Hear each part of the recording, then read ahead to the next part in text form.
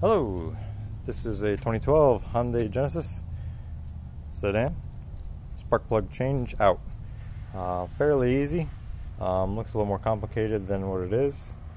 I'll just go through what hardware I removed to get to the items to be able to lift up the intake manifold.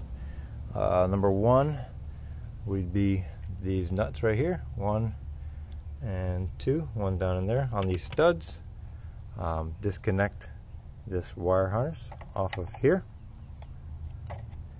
pull 2, 4, 6 bolts out of there, 10 millimeters.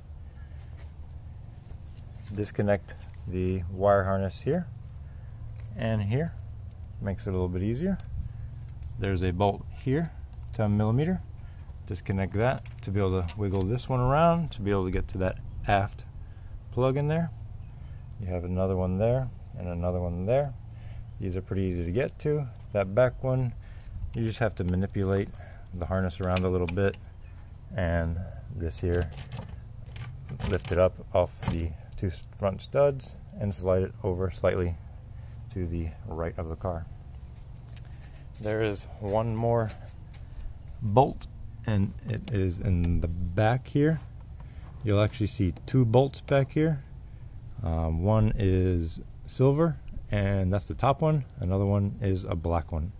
That's the lower one. I removed the top silver one.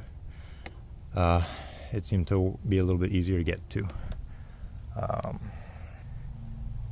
I also removed the intake. On the intake, there is a tube to remove and a connector along with a little plug-in piece to hold it in place. I did not disconnect any hoses from the intake or any such things as that, as other videos have said, such as a PCV valve or anything like that. Once those items are done, you can lift this up. You can see the gasket there, which was in pretty good shape, so I didn't change it. And you can slide this over far enough to be able to get in here and do the job.